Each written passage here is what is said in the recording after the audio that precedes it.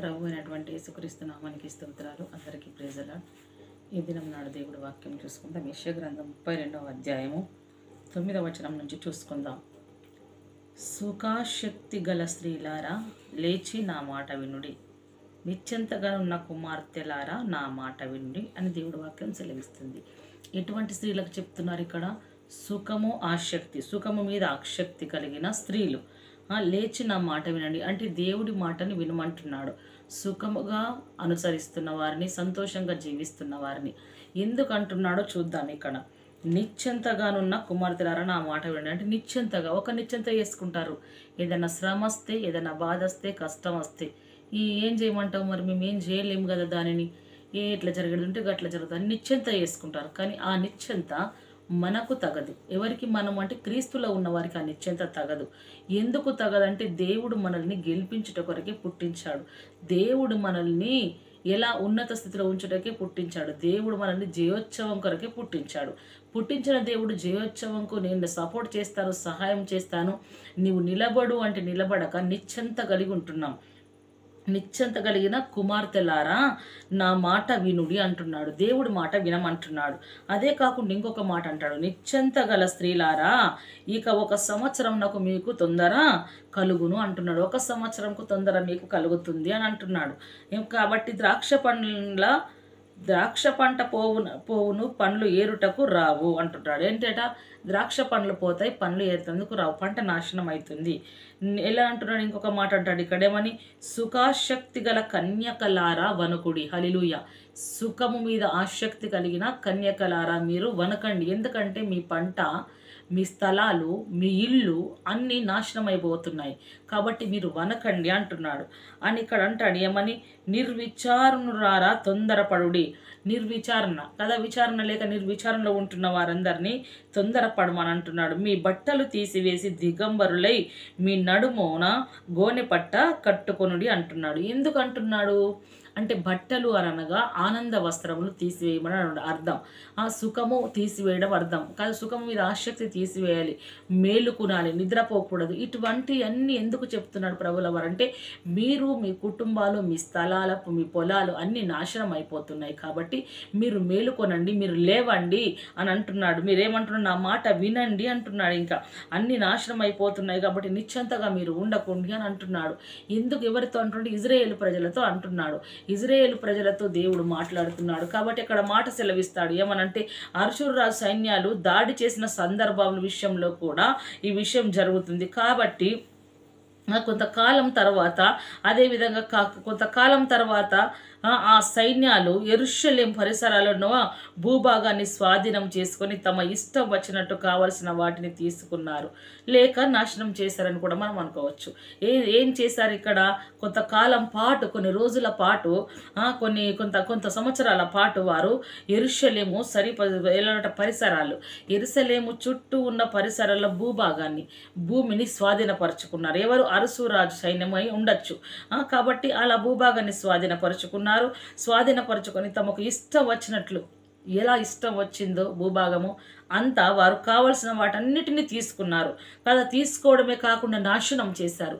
కాబట్టి ఇదంతా మీ చేతికి అందకుండా మీ భూములను, మీ జాగలను, మీ ఇండ్లను వారంతా నాశనం చేస్తున్నారు. మీరు మేల్కొనండి, సుఖము మీద ఆసక్తి విడవండి, సోమరులు కాకండి మీరు అని మాట్లాడుతున్నాడు. నిర్విచారకు రారంటున్నాడు ఇంకా కదా. ఏమంటున్నాడు ఇంకా? సుఖాశక్తి కలిగి నిశ్చింత కలిగిన కుమార్తెలారా, నిశ్చింత కలిగిన కన్యకలారా మీరు మేలుకొనండి, మీరు రోదన చేయండి, గోనె పట్ట కట్టుకోండి. ఇక్కడ ఏమంటున్నాడు? ఆ మాటలేమో మీ బట్ట తీసివేసి దిగంబరులై మీ నడుములో కట్టుకొనుడి అంటున్నాడు. మీ నడుమునకు గోనె పట్ట కట్టుకోండి అంటున్నాడు. అంటే దుఃఖపు వస్త్రము కట్టుకో, నీవు ఆనంద వస్త్రము తొలగించి, నువ్వు నాశనం అయిపోతున్నావు. ఇంకా ఇంత నాశనం అయిపోయినా నీకు అర్థం కావట్లేదా? నీ బ్రతికేమిటో నీకు దిద్దుకోవాలని లేదా? నీ బ్రతుకు ఎలా ఉంటుంది? నీ భూమిని అంతా స్వాధీనపరుచుకుంటున్నారు, నీ ఇండ్లను దోసుకుంటున్నారు, నీ స్థలాలు పాడు చేస్తున్నారు. వారందరూ పాడు చేయగా నీవెందుకు ఇంకను అదే విధంగా ఉన్నావు? నీవు తిరుగుబాటు చేయకు, నా కోపము రగులుకోనివ్వకు. నేను నిన్ను కాపాడాలనుకుంటున్నాను, నేను రక్షించాలనుకుంటున్నాను. గోనె పట్ట కట్టుకో, రోదించు, గోనె పట్ట కట్టుకొని కన్నీరు విడువు, గోనె పట్ట కట్టుకొని దేవుణ్ణి వేడుకో. అప్పుడు నేను మిమ్మల్ని విడిపిస్తాను అని ప్రభుల వారు సెలవిస్తున్నారు. ఇక్కడ అదే విషయంలో మనం ఇక్కడ చూసుకున్నట్లయితే ఏడ్చి మొత్తుకునేందుకు కూడా తగిన గొప్ప కారణం ఉందని మనము కూడా హెచ్చరిక అనుకోవచ్చు. ఎందుకో తెలుసా, ఈ ఏడ్చి మొత్తుకోవడం అనేది దేవుడి సన్నిధిలో పుట్టించిన దేవుడు, విడిపించిన దేవుడు, ఐగుప్తు నుంచి రప్పించిన దేవుడే మనల్ని కాపాడుతాడని ఒక నిశ్చింత కలిగి ఆ హెచ్చరికను జ్ఞాపకం చేసుకుని ప్రభు సన్నిధిలో మనం ఏడవాలి. ఏడుస్తే ఇప్పుడు బిడ్డ తండ్రి దగ్గరికి చేస్తే తండ్రి విడిపిస్తాడు కదా. అదేవిధంగా మనం చూసుకున్నట్లయితే ఇజ్రాయేలు ఇల్లు శాంతిగా ఉన్న స్థలాలుగా మారుతాయి. ఎందుకు మారుతాయి? ఇలా రోధించినప్పుడు, ఇలా ఏడ్చినప్పుడు, దేవుడి సన్నిధిలో మొర్ర పెట్టినప్పుడు దేవుడు మన మొర్ర వింటాడు. మొర్ర విన్నప్పుడు ఇక్కడ దేవుడు ఏం చేస్తాడంటే ఇజ్రాయేలుల ఇండ్లను శాంతి గల స్థలాలుగా దేవుడు మార్చుటకు ఆయన కృప చూపుతాడు. మరియు అదే కాకుండా భద్రంగా కూడా ఉంచుతాడు. అంటే కాపుదలగా ఉంచుతాడు. వారు తీసుకెళ్లారు కదా, దాని అన్నిటి నుండి విడిపించి దేవుడు ఇలా వారిని కాపాడుతాడు. కాపాడమే కాదు, ఇక్కడ ఇజ్రాయేలులు భద్రత కోసం తమ దేవుడైన ప్రభువు వైపునకు తిరిగి రావాలని కూడా. ఎలానట, ఇజ్రాయేలు దేని కొరకు దేవుని వైపు తిరగాలి? తన కుటుంబంల కొరకు, తన బిడ్డల కొరకు, తన స్థలాల కొరకు, తన ఇండ్ల కొరకు వారికి శాంతి కలగాలని వారు తిరిగి రావాలి ప్రభు వైపు అని. భద్రత కోసం వారు తమ దేవుడైన యెహోవా వైపు, తమ దేవుడైన ప్రభు వైపు, తన దేవుడైన తండ్రి వైపు వారు తిరగాలని, దేవుడి కోరిక వైపు తిరిగి రావాలని కదా. మరియు ఎలానట, వారి ఒడంబడిక ఎలా ఉంటుందంటే ప్రభువు చేతులకు తమ జీవితాలను విడిచిపెట్టాలని కూడా. ప్రభు చేతులకు తమ జీవితాలను వదిలిపెట్టేసేయాలి. ప్రభువా, ఇదిగో మా జీవితాలు, ఇదిగో మా కుటుంబాలు, ఇదిగో మా బిడ్డలు, మేము నీ చేతిలోకి వస్తున్నాం ప్రభా.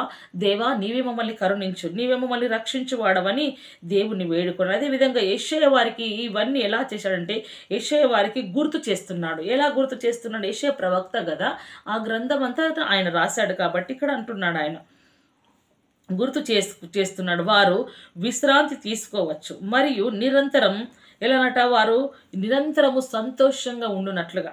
ఎలా విశ్రాంతి తీసుకుంటారు? దేవుడు వారిని కాపాడుతున్నాడు, దేవుడు భద్రత ఇస్తున్నాడు, దేవుడు రక్షిస్తున్నాడు, దేవుడి కృపచూపన ఇంటున్నాడు. కాబట్టి వారు విశ్రాంతిగా ఉండాలి. కాబట్టి వారు ఉండే ప్రదేశంలో ఉండకూడదు. ప్రభు అయినా ఆధారపడటం వల్ల ఎవరి మీద?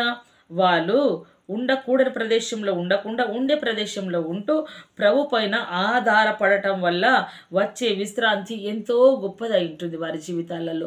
మరి అటువంటి జీవితాలు మరి మనకున్నావా? మరి అటు జీవితాలు కలిగి మనం బ్రతుకుచున్నామా? ఒక్కసారి మన జీవితాలు మనం జ్ఞాపకం చేసుకుందాం. ప్రభు సన్నిధిలో మనల్ని మనము దేవుడి సన్నిధిలో ఎలా ఉంచుతున్నాం? ఎలా దేవుడి సన్నిధిలో మనం నిలకడగా ఉంటున్నాం? దేవుడి కృపలో మనం ఎలా ఉంటున్నాం? మనం నడవగలుగుతున్నామా? యెషయా గ్రంథం 5వ అధ్యాయము 11-12 వచనాలు చూసుకున్నట్లయితే, మద్యము త్రాగుదమని వేకువని లేచి ద్రాక్షరసము తమకు మంట పుట్టించు వరకు, చాలా రాత్రి వరకు పానము చేయి వారికి శ్రమ. అదే విధంగా ఉన్నారు, మత్తులో ఉన్నారు కాబట్టి వారు విడుదల పొందనిల్లకపోతున్నారు. వారు సితారా, స్వరమండల, తంబూర, సన్నాయిలను వాయించుచు ద్రాక్షారసము త్రాగుచు అన్ని దేవుణ్ణి ఆరాధించినట్లు ఆరాధిస్తున్నారు. సితార, తంబురలు వాయిస్తున్నారు, త్రాగుచు విందు చేదురు కానీ యెహోవా పనిని యోచింపరు. ఎందుకు యోచింపరంటే వారు వారిలా లేరు, వారి దేవుని ప్రజలా లేరు, వారు చెడిపోయి ఉన్నారు బొత్తిగా. ఆయన హస్తకృత్యములను లక్ష్య పెట్టారు అంటున్నాడు. ఎవరు లక్ష్య పెట్టని వారు? ఆ ప్రజలు అన్నట్లు. కాబట్టి ఇక్కడ అంటున్నాడు, ఒక మాట సెలవిస్తుంది ఇక్కడ ఏమని, ద్రాక్షారసపు తాగుటలో ప్రఖ్యాతి నొందిన వారికి మద్యము కలుపుటలో తెగువగల వారికి శ్రమ అంటున్నాడు. ఇటువంటి శ్రమలను అనుభవిస్తూ మనం ఉండడం అవసరం అంటారా? ద్రాక్షరసానికి బానిసలమై దేవుడికి తిరుగుబాటు చేసి ఏదో దేవుడికి తంబుర సితారాలు వాయిస్తూ దేవుని నామమాస్తూ స్తుతిస్తూ దేవునికి గణపరుస్తున్నట్టు ఏదో నటిస్తూ జీవిస్తే దేవుడు అట్టి వారికి ఏమంటున్నాడు అంటే శ్రమ అంటున్నాడు. అటువంటి వారట యెహోవా పనిని యోచించరు, దేవుని లక్ష్య పెట్టరట. దేవుని లక్ష్య పెట్టినప్పుడు ఆయన ఎందుకు లక్ష్య పెడతాడండి? మనల్ని ఆయన లక్ష్య పెట్టాడు కూడా కదా. అందుకే మనము జాగ్రత్తగా ఉండాలి. అదే 22లో చూసుకున్నట్లయితే మనం ఇక్కడ దేవుడు వాక్యం సెలవిస్తుంది. 22:12 మనం చూసుకుందాం. ఇక్కడ ఏమని సెలవిస్తుంది అనంటే, ఆ దినమున ఏడ్చుటకును అంగలార్చుటకును తలబోడి చేసుకున్నటకును గోనిపట్ట కట్టుకున్నటకును సైన్యములకు అధిపతియగు ప్రభువగు యెహోవా మిమ్మును పిలిచాడు దేవుడు. ఎలా పిలిచాడు దేవుడు అంటే, ఇగో ఇప్పుడు మనం పిలిచాడు కదా, మొదటి వచనంలో చదువుకున్నాం, రండి మీరు ఏడవండి, మీరు గోజాడండి అని, మిమ్మల్ని విడిపిస్తాను, రక్షిస్తానని ప్రభు అయిన యేసుక్రీస్తుల ప్రభు వారు పిలిచాడు. మనల్ని పిలిచినప్పుడు మనం వెళ్ళలేమనుకో, మరి వెళ్ళలేము. లేరు.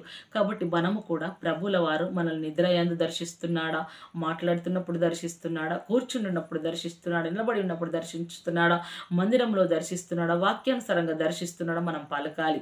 పలికి ప్రభుల వారు మనకు సెలవిస్తారే, గోనెపట్ట కట్టుకో, కన్నీరు విడువ, నీ కుటుంబం గురించి వేడు, తిరుగుబాటు చేయకు, నీ భర్త మద్యం నుంచి విడుదల పొందాలి, నీ బిడ్డలు డ్రగ్స్ నుంచి విడుదల పొందాలి, నీ బిడ్డలు ఏదైనా పాపము నుంచి చేసినట్లయితే దాని నుంచి విడుదల పొందాలి అంటే నేనేం చేయాలంటే ఉపవాస ప్రార్థన చేయాలి, కన్నీటి ప్రార్థన చేయాలి, గోజాడాలి, ప్రభు వైపు మనము తిరుగుమంటున్నాడు, ఏడవాలి, అంగలార్చాలి, ఆ తలబోడి చేసుకున్నటకు గోనె పట్ట కట్టుకునాలి. అంతగా దేవుడి సన్నిధిలో రోధిస్తున్నప్పుడు సైన్యములకు అధిపతి యెహోవా మనల్ని చూస్తాడు. అప్పుడు ఆయన కనికరిస్తాడు. నేను పిలిచినప్పుడు మీరు రాలేరు, ఇప్పుడు ఎందుకు చూస్తారని ప్రభుల వారంటే మనకు దిక్కేవారు. ఆ స్థితిలో మనం ఉండకుండా ప్రభు సన్నిధిలో మనము ప్రభువును వేడుకుని వారమై ఉండాలి. అదేవిధంగా దేవుడు వాక్యం సెలవించిన ప్రకారంగా మనము ఉండాలి. అదేవిధంగా మనం చూసుకున్నట్లయితే అదే యెషయా గ్రంథంలో 32లో కూడా దేవుడు వాక్యం సెలవిస్తుంది. ఏమని దేవుడు వాక్యంలో చూసుకున్నట్లయితే ఇక్కడ మాట అంటాడు, ఏమని అంటున్నారనంటే, నా జనుల భూమిలో ఆనందపురములోని ఆనంద గృహములన్నిటిలో ముండ్ల తుప్పలు బలుసకరక్కటి చెట్లు అన్నీ మొలుస్తాయి.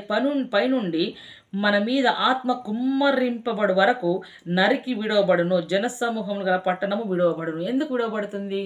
మనం చేసిన పాపాన్ని బట్టి. కాబట్టి మన మీద దేవుని ఆత్మ కుమ్మరించు వరకు అని అంటున్నాడు.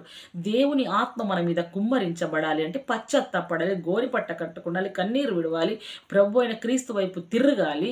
అప్పుడు దేవుని వేడుకున్నప్పుడు పరిశుద్ధాత్మ దేవుడు మనల్ని దర్శించనంటున్నాడు. దర్శిస్తున్న సమయంలో ఎలా ఉంటున్నాయి మన జీవితాలు అంటే ఎలా ఉంటున్నాయో తెలుసా? ఇక్కడ మాట్లాడుకుందాం మనం.